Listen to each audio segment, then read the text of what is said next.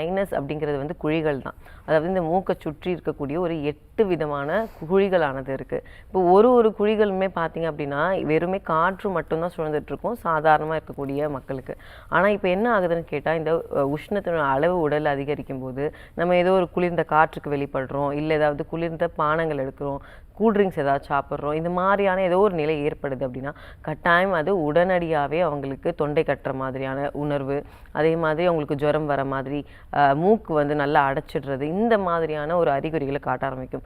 சாதாரணமாக நீங்கள் சொன்ன மாதிரி தலைவலி, தலைபாரம்னு ஆரம்பிக்கக்கூடிய பிரச்சனைகள் தான் நாள்பட்டு அவங்களுக்கு திரும்ப திரும்ப ஏற்படும் போது இந்த சைனஸ் குழிகளில் நீர் தேக்கமாகவே ஏற்படுது. அதாவது நான் சொல்ல வர்றது என்னென்னா, உடலுடைய உஷ்ணத்தினுடைய அளவு அதிகரிக்கும் போது இந்த குழிகளில் நீர் தேக்கம் ஏற்படுது.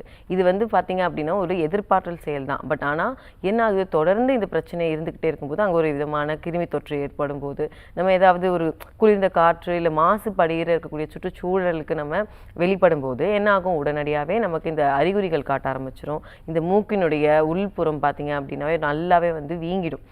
ஒரு சிலருக்கு இந்த சைனசைட்டிஸ் பிரச்சனைனால சதை வளர்ச்சி இருக்கும். அந்த சதை வளர்ச்சிக்காகவும் வந்து நம்ம ட்ரீட்மெண்ட் எடுக்கிற மாதிரி இருக்கும். அறிகுறிகளுக்கும் நம்ம ட்ரீட்மெண்ட் எடுக்கிற மாதிரி இருக்கும்.